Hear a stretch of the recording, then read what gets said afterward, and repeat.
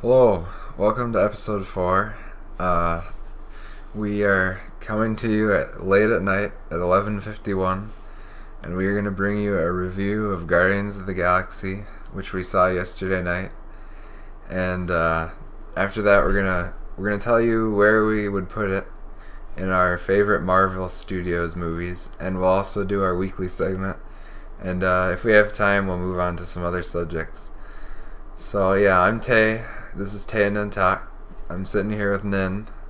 Hey. So yeah, let's get started. Number 1, Guardians of the Galaxy. What did you think, Nin? Well, I thought it was very entertaining. Entertaining? Right? That's what you thought too, right there? Yes, that's definitely what I thought. And you gave it an 8? Yeah, let's just switch it up. Let's start out with our scores. Uh, I gave it an 8 and then gave it a 7. yeah. So Nin, why did you think it was not to 8 quality? Basically because, even though it was like a parody of all the cliches of like superhero movies, it Yeah. still wasn't good. It wasn't? Like, just because it's a parody doesn't give it the right to be bad. What, It's like Sharknado. so you thought it was bad? No, that's an extreme example. Yeah. I liked it, but Well, for what an I 8. liked, like, whenever it went into a Marvel cliche, you know, then it started with a really funny joke. Yeah, well, that's the thing, though. It still had the cliche. Well, yeah, You can't just but forget it about was the mocking cliche. the cliche. I know, but just doing a cliche and then doing a joke after it, it's still cliche. Yeah. Okay. Wait. All right. Maybe we should do a little summary. Here's what I thought of the movie overall. I thought it was really funny, and I think that the main aspect of this one is comedy. I think it should be billed as a comedy. Yeah. And also, the best elements of it are comedy. So if you're going in for a drama, it's not very good. If you want like a really cool action movie, there's a lot better ones. It's an average action movie if you're just going for the action. But if you want a really entertaining movie that you'll laugh and like the characters, this is a great movie to watch. Yeah, this is kind of one where if you go out with friends and you all go to see it, you know, you're gonna have a lot of fun. It's just gonna be pure fun. Yeah, there's a lot of really funny jokes that are actually clever, and a few in jokes that you might be able to quote the movie, Yeah, and lovable characters that are just like yeah. The characters are what makes it so funny. They're they're different so styles. good in this movie. You just like look at them and then you laugh because they're so like funny. You know? Yeah, Especially like Groot. Like Groot is funny. he's the guy voiced by Vin Diesel, and Yeah. he says 3 words the whole movie, He's but an just- alien tree. and the entire movie he just says 3 words, but you'll still love him because he's like kind of like a dog. Yeah, it's funny because he's voiced by Vin Diesel, and he actually throughout the movie started reminding me of Iron Giant. Yep, he also is in Were you that getting movie. those vibes? Yep. I mean, I guess movie executives just talk to Vin Diesel when they want like a guy who you'll just like because Yeah. of his voice. Yeah, it was awesome. And then the main guy was just like, he was just funny. He was your generic white guy. Yeah. Oh, one thing I'd like to stress is that even if it is like the original comics or whatever, the setup of the team is pretty cliche. Oh yeah. Like it has every element of a cheesy like team.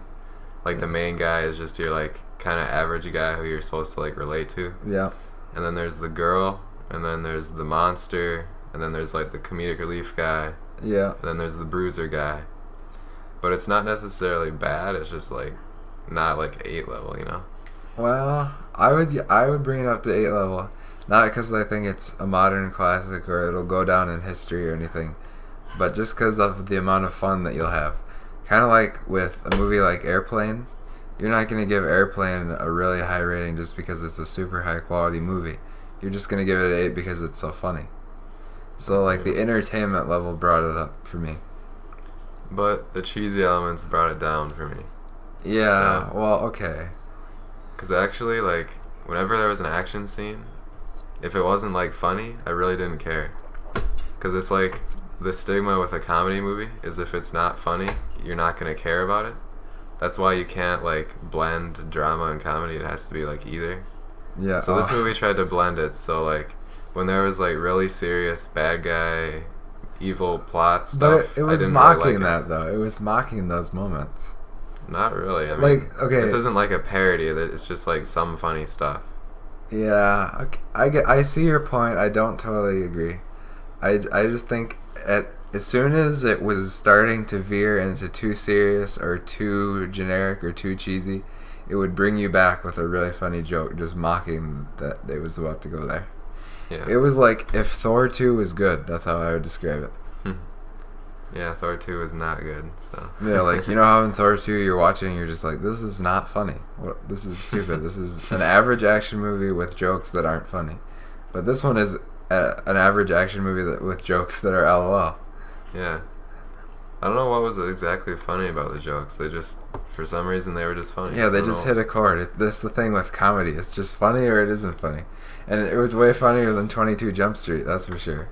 Yeah, it's probably funnier than most comedies, actually. Yeah. You know, and I kept having flashbacks to watching Firefly, a great TV show that everyone listening should watch. It's on Netflix. And it's basically kind of a similar premise, just a team of people, and they're in space. And basically watch Firefly if you haven't yet. Because, I don't know, Firefly is a great show. Or don't. No, And okay. do something with your life. Then it's trolling. Everybody universally agrees that Firefly is one of like the best shows ever to be canceled way too early. Okay. Yeah. Well, any other thoughts on the movie? Yeah. Any other thoughts that are actually about the movie? Let's see. I can't think. We kind of covered everything. I mean, Well, basically. we should mention a couple more of the characters. Rocket Raccoon, who was voiced by Bradley Cooper. He was awesome. Yeah, he's for some reason he kind of became like the big like selling point of the movie. I don't know why. Like, Everybody was talking about him. Like every review would mention Rocket Raccoon as a must-see aspect. and like he's the comedic relief guy, so you'll be laughing. Yeah, he's got some good jokes. Yeah, he's really funny. And you know what's funny about it is Bradley Cooper's voice. It doesn't sound like him at all. Yeah, I'd never guessed that it was I would have him. never guessed it. Yeah, it was a great performance. And then the other one I wanted to talk about was Drax the Destroyer, played by Dave Bautista, the wrestler. I was expecting him to be awful, but he was funny. His character is kind of like a clueless guy. Like he doesn't know anything. He's just like he doesn't know any slang or anything. So everything goes over his head. It's really funny. Yeah, I mean the part didn't require much acting. No, yeah, that's why Batista could pull it off. Yeah, he just needed the muscle. So. Mm-hmm. Yeah, what about Gamora. Zoe Salanda as Gamora? Zoe Salanda. What is it, Zalanda? I think it's Zoe Saldana. Saldana? Really? Oh. I don't know. Anyhow, the one person. I think she was my favorite actually. She was really? Yeah. Oh, I liked Rocket Raccoon the best, I don't know. or the main guy. But what'd you like about her? I don't know. She was like the least like cheesy almost. Really? You thought so? Yeah. Maybe. I don't know. I didn't get that vibe, but I liked her. Yeah, so all the characters are great, and that's what makes the movie great. I actually know why I like her. Oh, okay. What? She's the most like a real person. Really? Because like Drax is just like your stupid bruiser guy. Yeah. Like Rocket Raccoon is like the comedic relief. What's Groot? Groot. He's just Nothing like words. nothing like a human. So the only two people that really have like deep like lives are the main guy and Gamora. Mm-hmm. And the main guy was a little weird. Like he listens to music and stuff. I actually want to talk about that as a positive, because I love the soundtrack. I love how they're just flying through space, but then there's like old music, There'll be like rock 80s music playing, and it's just awesome. I like how the music doesn't fit what's happening. It makes it have like a theme. Well, it definitely adds style. Definitely. Yeah, it made it style. It's not like a generic epic music thing. Like yeah. That's a really good part about the movie. Like Avengers, where you're just like, wait, does Avengers even have a soundtrack? It's just generic. Yeah. But yeah, it's the soundtrack is really memorable. It's awesome. All right. Well, so yeah, that's how we feel about it. Now. Oh wait, I want to say I think we both would definitely recommend seeing it. Oh yeah, go see it as soon as you can see It's it. probably one of the It's worth seeing in theaters, actually. either see this one or the new Planet of the Apes movie. Yeah. If you want a serious one, see the Apes movie. Oh yeah, that's true. But if you want a good laugh, see this one. Yeah, Guardians of the Planet Galaxy. of the Apes is more leaning towards film, and then Guardians of the Galaxy is definitely leaning towards movie. Yeah. So whatever type of thing you like, see them both. I love movies and films. So yeah, all right. So that's how we felt. But what do we feel about like all the Marvel Studios movies? We kind of wanted to do kind of a which ones are our favorites, where do we rank them, and which one? Oh, how about we do which ones are our least favorites too? Yeah, well, we can rank all of them. I mean, Okay, yeah. Let's start off with the first one. Oh yeah, and since this is Marvel Studios, this doesn't include like any of the Fox ones, like Fantastic Four, Spider-Man, X-Men. None of these are included. Only the ones by Marvel Studios themselves. Yeah. So and then you go first. Okay, well, the first one was Iron Man, right? That was the first one that came out. Yeah. And I think everyone can agree that's easily one of the best Marvel movies. Yeah. It set the trend for all the rest of them. It was just really awesome. Especially my favorite part is the opening scene when he becomes Iron Man. Oh yeah, That's was just so cool. Like, it reminded me of Nolan's Batman movies, almost like that. Yeah, that good. it was almost that good. The first Iron Man. Yeah, so the first Iron Man's awesome. The villain was kind of eh. Yeah, he was okay. But I mean, it's not really. I would give he's that good. one an 8. Yeah, same here. Okay, and Same. then after the Iron Man, you had what was that? I don't know.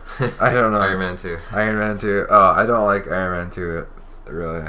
Yeah, we actually saw Iron Man 2, like the midnight showing for that one for some reason. Yeah, and then I watched it again later, and Iron Man 2 is just really average, like a 6. Like, it has the appearance of Black Widow for the first time. And me and Tay both agree she was not good in that movie. No, Black Widow isn't one of my favorite characters. And the storyline was like, the villain wasn't cool. It just felt like a filler movie. Yeah. Uh, Nothing.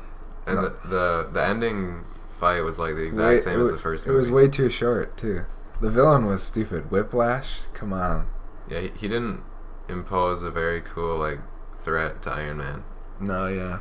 What about Iron Man 3? Do you like that Iron one? Man 3 is hotly debated. Yeah, If hotly. It sucks, or is it, like, the best Marvel movie? Yeah, is it a 10 or is that a 1? You But decide. usually when you have people on the extremes, it's always somewhere in the middle. Yeah, I'd say it's like pretty solid. It's like a 7. Yeah.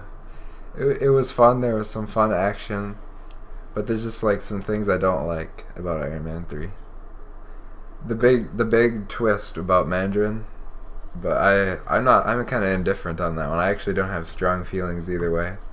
Well, I mean, the point of a twist is to, like, blow your mind. And I did get my mind blown. Oh yeah, it was kind of surprising, but it wasn't like a mind blower. It was like, oh, what's But going it's on? like, it's not like you could have guessed it before it happened. Yeah, it So wasn't that's like why it wasn't. it as wasn't good as clever. could It have was just like random. been. Yeah, Yeah, so but I kind of liked Iron Man 3. It was pretty good. pretty good movie.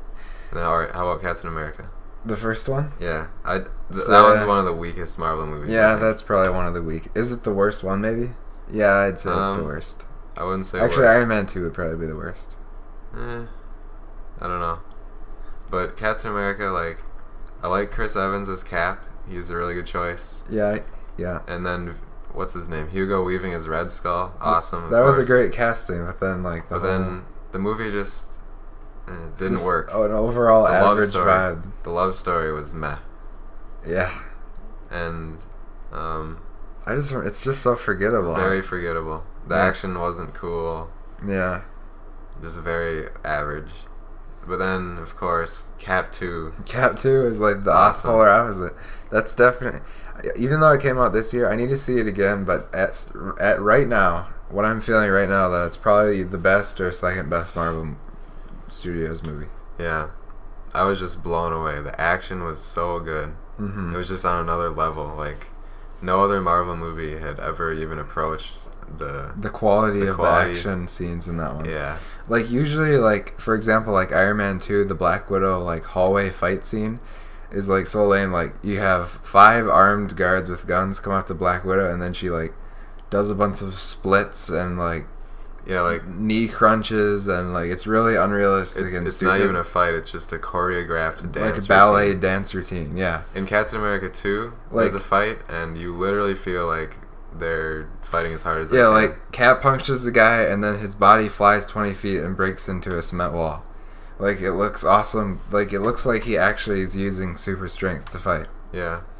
And then Winter Soldier, in my opinion, is probably one of the best villains this Marvel movies have had because he's so epic. And then his music comes in when he shows up. It's like remember that music that was playing? It's like impossible to imitate, but it was really like intimidating. And he felt like a perfect matchup for Cap, and they had like some awesome fights. Yep. Cap 2 is great. And then of course the Nick Fury car chase scene, that was awesome.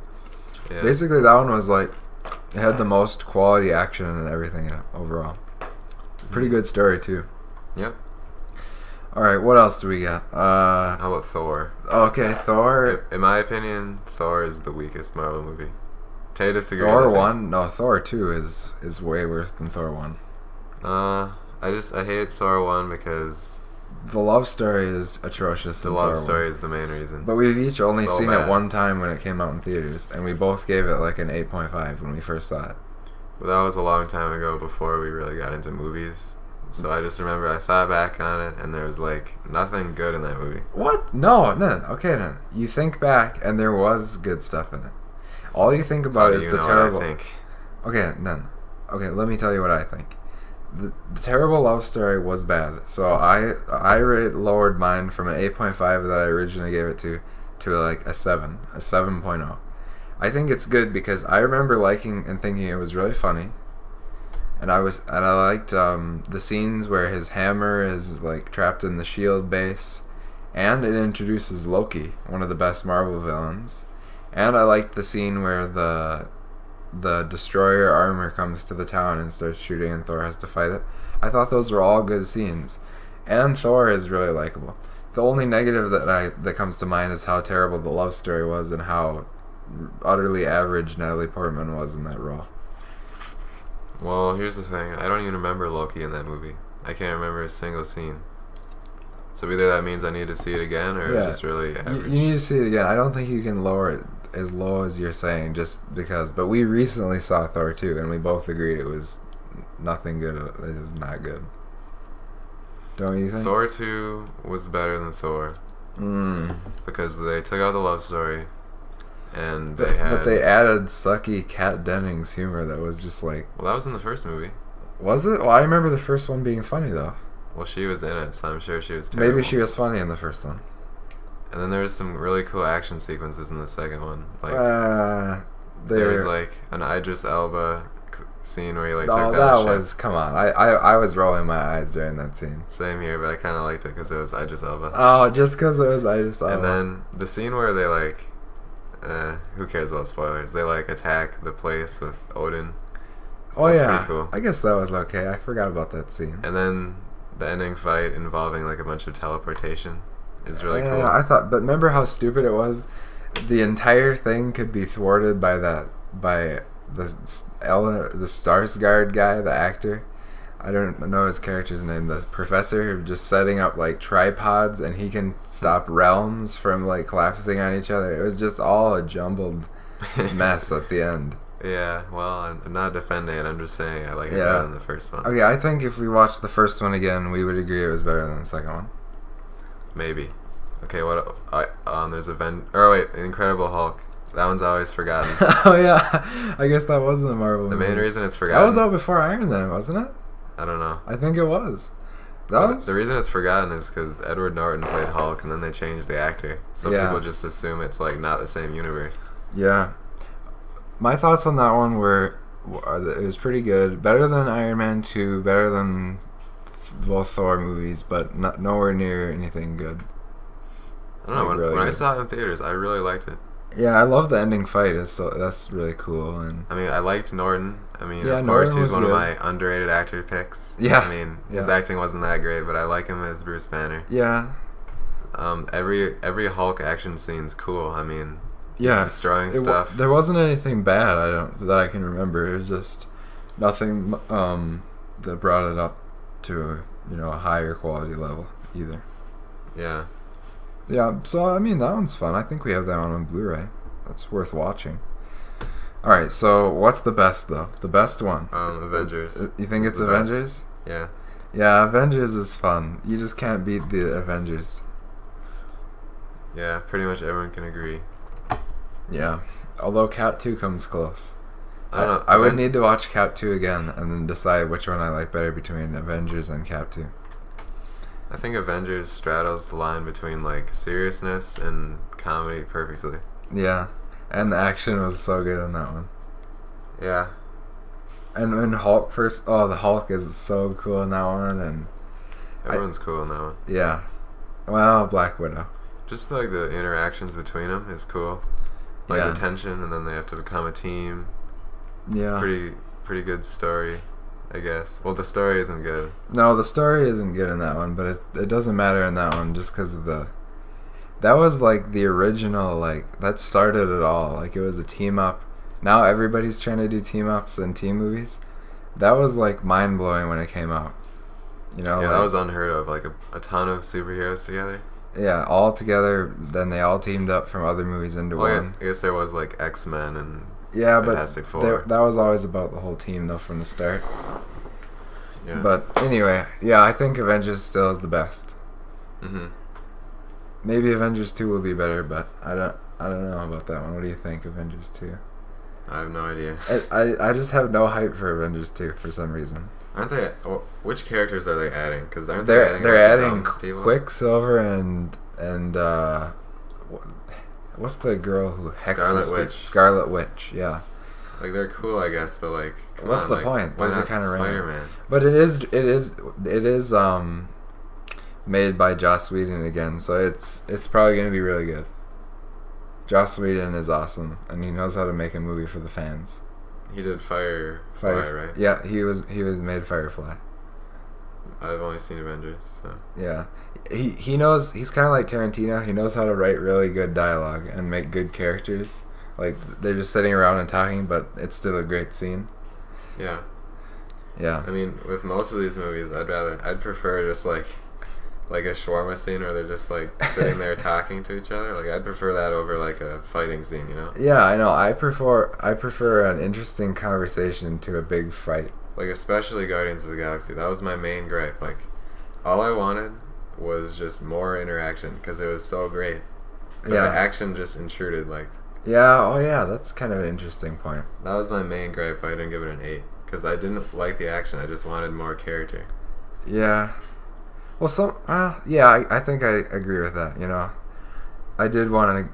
The characters were the main point, so the action was kind of pointless. But they have to throw the action in to appease the like. Well, some action was cool, but I'm thinking mostly about the ending action scene. Yeah, that was just kind of a big overblown final scene kind of thing. Yeah. So okay, we gotta rank them. Okay, number 1 we both agree is Avengers. Number 2, Then Cap 2. Cap 2. What's number 3? That could go anywhere. I'd say Iron Man. Oh yeah, Iron Man, of course. What's number 4? Well, maybe Guardians of the Galaxy. Yeah, actually, I agree with you. I think Guardians of the Galaxy is number 4. I had more fun watching that than any of the other ones. Yep. So it's official. Tan and Guardians of the Galaxy. We agree so far. What's number Fourth 5? best. Let's go till we disagree. Okay. All right, number 5. What do you think? Probably Iron Man 3. Iron Man 3. Because that one has a hint of goodness in it. But Yeah. Thor and Captain America are like average, so. Yeah, I would agree with There's you on hints that. of greatness in Iron Man 3, but. Iron Man 3. Yeah, Maybe. I'd say that. Then Incredible Hulk. Yeah, then Incredible Hulk. Yeah. Then We're probably just gonna disagree on Thor and Thor 2 or whatever. So what do we have left? Thor 2 and Thor? And Iron Man 2? And Captain America. Okay, so I would say out of those, Thor is the best. Really? Yeah. I'd probably say Thor 2 is the best of all those. Really? Alright, so we I'll disagree. stick to my guns and say Thor is like the worst one. Oh, really? You think? Well, Thor and Cap Captain 2? America. Cap 1? Thor and Cap are the 2 worst, in my opinion. Really? I just have a special hate for Iron Man 2. For some Really? reason. Yeah, I just dislike Yeah, it. that one's sucky too. That's like a 3-way tie at the bottom. Yeah. Surfing. No, okay. All right, yeah. So there you go. We're two completely different people. We have such different takes. We agreed with our like top 7. We both said the exact same thing. All right, yeah. So there's our Marvel breakdown. That was fun. Care. Yeah, I know Hope you care. Enjoyed. So yeah, that was fun. All right. All right. Well, okay. A new episode of Recent Viewage. No, not recent viewage. Folks, we didn't get anything. Nobody suggested any names, but I don't want to call it recent viewage, so please. That's what it is currently. I'm begging you, anything but recent viewage. Currently, it's called our weekly segment. Yeah, that's so boring. Okay, well, maybe it may be boring, but we haven't got any other ideas. So, in this segment, we're going to talk about what random things we watched this week and what we thought of them. Then you can go first. Alright, let's start off with a Clint Eastwood, machismo classic, Yeah. Dirty Harry. Yep, from 1971, Dirty Harry, the awesome movie. Why did we decide to watch that one? Just out of the blue, I guess. I think we didn't have a lot of time and it's not that long, so I said let's watch Dirty Harry. Yeah, so going in, Dirty Harry, you probably expect like a Rambo 3 thing, but it's nothing like that. Yeah, it's a drama, he's a cop, there's like a murder mystery kind of thing. Yeah, there's the killer after he's killing people and like leaving ransom notes. It's based on the real life killer, The Scorpio killer. Yeah. And in this movie, it's called the Serpico killer. And basically, Dirty Harry is the ultimate bad butt. He kills people with ease with his awesome handgun that's super His powerful. 44 Magnum. Oh, what did the guy say? It's not by the books, or that's not oh, there's some phrase or whatever. That's not common issue. No, Something like that. Something like that. Basically, your average cop doesn't carry it, but Harry doesn't care because he's so awesome. And he has such witty lines, and like he just doesn't care about anything. He invented the awesome cop, maybe. Yeah, he's kind of like a vigilante in this movie because he goes against the rules. Oh yeah, And he does some things that are actually illegal, but you see it from his point of view. Yeah. And you can agree with both sides, so it's kind of a. Yeah, like you have to think about Dirty Harry's like, so at one point in the movie, some guy's like, "You did that, it was illegal," and Dirty Harry's like, "Yeah, but it was illegal, but I did it because of this," and you totally agree with him. But yet, it's like, who's right? Mm-hmm. And since you see it from Dirty Harry's perspective, you agree with Dirty Harry. Yeah, well, you better not disagree with Dirty Harry. Yeah, and then there's always the surreal moment when you're watching a movie and you hear a classic line being spoken, and you're just like, wow, this is classic moment happening in front of me. Yeah. There's the classic quote. I'm not gonna wreck it if you haven't heard it, but it involves Dirty Harry pointing his gun at someone's face and spouting off an awesome line. Yeah, that you'll definitely want to quote in the future. Yeah. If you're ever in that situation. Yeah, if you ever have a Nerf gun in front of your brother's face, you could always quote it. Yep. It'll just be really stupid. Yeah, so basically I love Dirty Harry and I give it an 8 out of 10. Same here. Wait, you gave it an 8 too? I thought you said you gave it a 7. Oh, I'd probably give it an 8. Okay. Yeah, we both agree Dirty Harry is great. 7 to 8 range. Oh, and by the way, the villain, the Scorpio killer or whatever, he's so good. Oh yeah, that's another point. The Scorpio killer, he was really menacing. Like, he was, I don't want to use the generic things to describe him. What would you say? The generic thing would be to say, oh, he was like the Joker. Yeah, let's compare it to the Joker and say he's sadistic. Those are the two generic things you can say. But the crazy thing about him is because he can totally blend into real life. Yeah, but then he's a psycho on the inside. Yeah, he looks So like an average person. That makes him but he's really very scary. crazy. Yeah, like there's a scene where he robs a thing. Like a he comes store. in and he's just, oh, he's an average guy, and then all of a sudden he snaps and he's pure evil. Yeah. It was really crazy and good. But you'll hate him. Yeah. You'll like him because he's a really good villain, but You'll love he's to hate really him. despicable. Mm-hmm. Oh yeah, and I should also mention there's a really cool like cinematography in it. Like you see the entire city of San Francisco atop like huge skyscrapers, like from sniping posts. Yeah, the opening scene is really cool. Yeah. From atop a huge skyscraper, and then you're like looking down the scope Yeah. of the killer. And then it zooms out, and you're like, whoa, this is like a mile away. Yeah. It was really cool. And then, okay, I should mention, last week I said I was watching Death Note on Netflix, and I finished it. And I gotta say, I was disappointed with the final 13 episodes. I was really... The final 13 episodes? Yeah, like... Just pure disappointment, the entire ending. Well, the last episode was pretty good, but, like, I got, like, the first 20 episodes are, like, a 10 out of 10, and then the rest are, like, a 7 out of 10. Really? Because there's a certain development that happens that's an extreme spoiler, but it's just, it loses all its momentum and, like, all the attention after it happens. And then they try to, like, bring it back, like, oh, this is happening. It's not as good. But I'd say you watch Death Note on Netflix. It's an anime show. It's worth watching just because of those first 20 episodes that you'll just not be able to stop watching. Yeah, alright. Take it away then. The other movie that I watched, me and Tay watched it. It's an all-time classic. It's called A Streetcar Named Desire. Mm-hmm. Of course, you've heard the name, but you haven't seen it, so allow us to explain. That was a little pretentious. It's starring the all-time best actor, maybe, Marlon Brando. Yeah. It's from 1951. He plays this guy who's just... He's this guy who doesn't care about women, almost. Yeah, they always describe him as a brutish in-law. Brutish, like he's...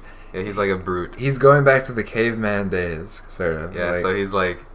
Brando is perfect for this role because back in his day, he was like a super, like, hunky guy. He was ripped and stuff. Yeah, he was really ripped. I was really surprised. It's called A Streetcar Named Desire for a reason because yeah, the main conflict is a character played by Vivian Lee.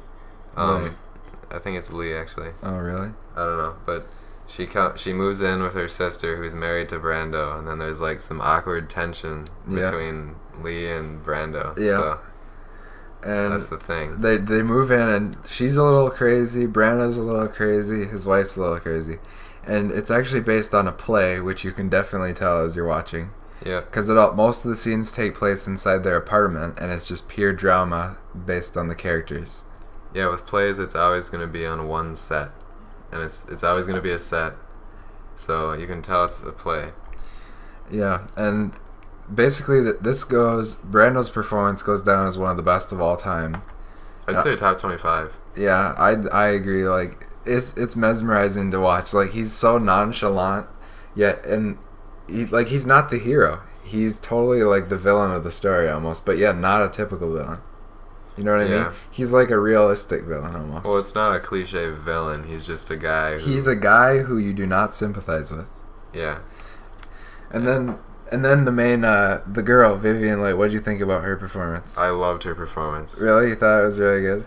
Her performance in Gone with the Wind is one of my faves, and I also loved her performance in this one. Really? It was so good. Was it better than Gone with the Wind or not? No. Okay, good. But Because I thought at times it got too theatrical. Basically, this movie was at a crossroads because Brando That was invented method acting with this movie. Yeah. People who know a lot about movies will talk about acting before Brando and after Brando, and it's literally from this movie. And the funniest part about it is Brando is using like the total like new wave style where it's just natural and nonchalant, and then Vivian's using the old style, like really theatrical, long speeches and like sighs and looking in different directions and stuff. Unnatural and choreographed, yet a totally different style. And they're both doing it like great as each one is. But it's like so contrasting because they're doing opposite styles in the same movie. It's awesome. Yeah.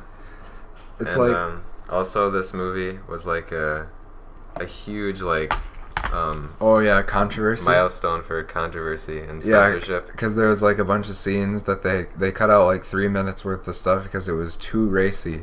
It was too. But I guess bad. We got the version with we got the director's cut. The original director's By version. nowadays standard, it was very very tame. It was tame. Well, I wouldn't say tame though. I felt uncomfortable in some of the scenes because they were so intense. Some scenes, it was like more powerful if they like didn't spell out what happened. Oh yeah, I was like, whoa, wait a minute, did that just happen? Really? There's so much subtle stuff in there that you have to think like. Oh yeah, it's very deep meaning on it. Yeah, you have to look at deep under the layers. This is a movie you could analyze to death, and that's great about it. I love movies like that, and they're fun to talk about. Yeah, this was one of Brando's best for sure. And it also has 2 all-time classic quotes. So Oh, that's great. yeah. And I didn't know either of them, but apparently Taylor says Okay. one of the quotes in this movie is like, "Oh yeah, everyone's heard that quote." Okay, yeah. I'd never heard it. I'm gonna quote it right now, and you tell me if you've heard it. Oh, comment if you've heard it. Yeah. Stella. Hey, Stella. Stella. It's so fun to quote. I think everybody's heard Stella. I guess I'd never. As heard I it was before. watching, I just knew why it was classic. It was an awesome scene. Yeah. Yeah, Brando just loses it and just screams it. Yeah. It's kind of like a recurring line, but Yeah. Oh man, because he's calling his wife's name is Stella, and he's just calling out to her, and it's really funny. Well, not funny. It's intense. great acting. Great acting. Yeah. And then the other line I didn't think was that classic, but it was. Well, we can't say it. That's like one of the. Yeah, spoiler. we can't say that one. It's an interesting line. I guess why it's considered a classic is because you really have to think about its meaning. Yeah, I don't know what it means. Yeah. I haven't given it much thought. I think I know what it means, but Yeah, actually, the entire movie, I was just like mesmerized by all the hidden meaning. Like I Yeah. didn't know what to make of it because like the Brando is like this brutish guy. yeah, So like, and then you're like the women are attracted to him. So obviously that's metaphorical, you know. maybe, yeah. And then but I love movies like that. So I think this one's all-time classic. I'd give it an 8 to 9 range. 8 to 9. I was just gonna say I give it an 8, but I give it an 8 to 9 range just because it's so good. I might give it a 9 actually. I'll have to think about it. Well, maybe we should watch it again. But it was so good. It might be one of those ones where you watch it again and you just realize it was a 9. Maybe. Or you realize it was a 1. I don't know. No, No, just no way. That's a 1. I might realize it's an 8 or 9. Yeah, but basically, if nobody's gonna watch it though. That's the really sad thing is nobody's gonna go out and watch A Streetcar Named Desire. Your average person just sitting in their house listening right now is like, oh yeah, that sounds pretty good. Well, okay, if you're listening to this podcast for some reason, you probably give a rip about movies. So Yeah, I guess maybe. if you give a rip, then watch A Streetcar Named Desire. That's where it all started. Yeah, watch it. It's a little aged, but I mean, it doesn't Yeah, matter. it holds will up feel perfectly. aged, but Brando's performance holds up 100%. Well, yeah, I mean, one of the best of all time. Yeah. I'd say Vivian's holds up too. That's one thing I was mentioning was Vivian's was a little over Well, the it top. doesn't at times. hold up because it's like the old style of acting. Yeah, well, but I would say like there are some old movies with old style that do hold up. Like Cary Grant's style still holds up, even though it's totally old style. Well, like if you say, "Oh, does it hold up?" Does that mean is it good? I mean, obviously it's great. No, it doesn't mean it's good. Is it good? Does it hold up? Means like, do you get the feeling that it's really dated? Like, oh, this is really old. Like I didn't get the feeling like that. I mean, you like obviously if you watch an old movie, it's gonna be black and white. That doesn't necessarily mean it doesn't hold up. Yeah, that's true. Just because it's older style. Yeah, Every movie, like any old movie you watch, maybe the style it is doesn't gonna be hold different. up as kind of a. It's just a feeling. Like it's not quantifiable. You just have to say it. Well, for me, it didn't hold up totally. Well, okay, here's a good example. The Manchurian Candidate, I talked about this one, I gave it a 9. And it Mhm. definitely holds up, because no matter, like, how old style the acting is or whatever, or the editing or whatever, I don't care, because I was locked into my seat the Yeah. entire movie. So that means it holds up. Yeah, you could say that, yeah. But, okay, at times, like, say there's one scene where she's, like, really over the top. She's, like, speaking to the sky and, like, clutching her chest and, like, reaching into the air. Like, I just felt like it was a really over-the-top theatrical style, which was common for older movies. And then other times, the more subtle it was, the more modern it felt. So, I guess how modern it feels, or... I don't know. It's hard to describe. But basically, we both love that one. That one's a fresh one. I don't know. That should be higher on the top 250, don't you think? Is it on the top 250? I don't know. If it isn't, it should be on there. There's so many movies on there where I just shake my head, like, Yeah. really, A Well, Streetcar Named well- Desire is not as good? Yeah, we'll leave IMDb for another talking point. Actually, you know what? Want to talk about that right now? Sure. Okay, we like to go on the movie website, Internet Movie Database, IMDb.com, and basically what it is you make an account and you just rate every movie you've seen, and you can keep track of different movies and look up all the stats about them, like who's in it and what the story is. And that's kind of my go-to website for every movie, and that's where I keep track of all the movies I've seen. And then on the website they have the top 250, which is the highest 250 rated movies of all time. And all the viewers rate it. So there's Yeah, like, it's just no anybody critics can or make an anything. account. The critic's review is not any more valuable than average Joe's review on that website. Mhm. It's my favorite site because you can get like thousands of people's opinions at once. Mhm. And they do a 1 to 10 scale. And that's kind of troublesome because everybody uses 1 to 10 scales differently. Yeah, we That's kind of the got big our flaw. rating system from IMDb because Yeah. usually we say it's always like a whole number. Mm-hmm. So we say a 7 to 8 range. Yeah. Well, if we were doing like writing for a newspaper or review, we could say, oh, this is a 7.6. But on IMDb, it's just going to be increments of 1. Yeah, you have to choose 7, 8, 9, 10, or 5 or 6. There's no in between. Mm-hmm. So the site, a lot of people, it's kind of hated or loved. Is it accurate? Is it inaccurate? I find most of the time, at least going with my ratings, I find it's accurate. Yeah, very accurate. I mean, there's a few flukes in my opinion. Yeah, there's movies that are But I mean, of too course, high, too low. Of course, you're going to disagree with some movies. Mhm. It can't be perfect. But I think that you can use that as a general guideline. Like, if a movie's like in the 5 to 6, you're probably going to think it's average or okay. And then if it's like 6 or 7-ish, you may like it. And then like higher end 7s all the way up, anything higher than that, you're likely to think it's pretty good. Mm-hmm. And then like the classics are always like an 8.3 or higher. And then like the top 10 is like really high, like 8.9. Mm-hmm. And the highest rated movie is like a 9.3 out of 10. And a great thing they do is if you just give a movie a 1, they're not going to like count it against the movie. Yeah, you have to build up your credibility on the site. Like, they don't reveal their formula. So like, you can't just create an account to give every movie a 1 out of 10 and just troll everything. You have to build up your credibility of rating over time, and then they'll consider your rating for their top 250. So it's pretty good. Usually when a movie comes out, I want to stress this. When a movie first comes out, the rating is very inaccurate. Because only like the fans that really wanted to see it and are likely going to love it rate it at the start, and it has like 1,000 reviews for like a 9 out of 10. And then over time, it goes down and down and down as more people see it. So don't think a movie is really good just because it has a high rating when it comes out. If you want to know if you're gonna like a movie, the rating on IMDb will only be accurate like maybe 1 year after it's released. Mm-hmm. Would you agree with that, Dan? Yep.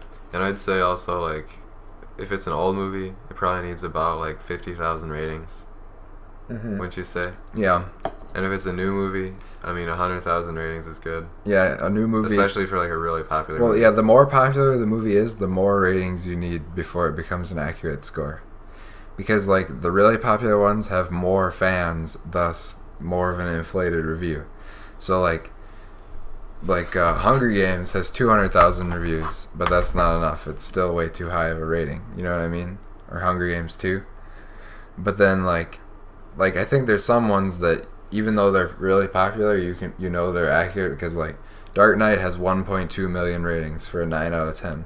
Mm-hmm. That's pretty crazy. That's like so good. And then like Lord of the Rings 3 has 800,000. It's like at 8.9. Yeah. So like the more reviews, the better. And then if it's lesser known, you don't have to have as many. But the more popular it is, the more take it with a grain of salt. But overall, I think you can use it as an accurate guide. I like the website a lot. Mm-hmm. It's good to use. I always look at ratings to see if I want to see new movies and stuff. And yeah, I like it better than Rotten Tomatoes. I'm not too into Rotten Tomatoes. Yeah, I'm not a big Rotten Tomatoes fan. Basically, on Rotten Tomatoes, they just say they take the review of a critic and then just say, was it good or not? Yeah, it really actually makes me mad because how can you say it's either fresh or stale? That's just so stupid. You know what I mean?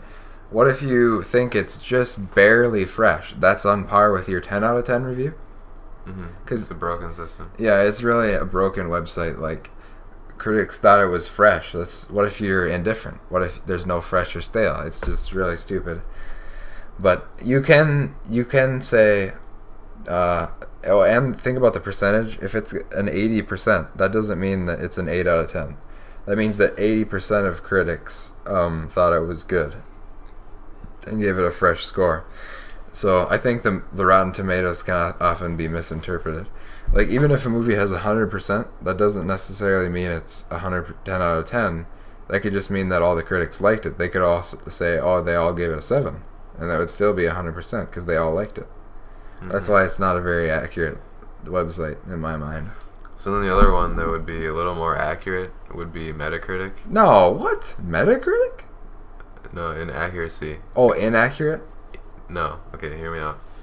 The reviews, they actually take the rating and then they take an average of all the reviews ratings. No. You cannot argue that Metacritic is a good rating website.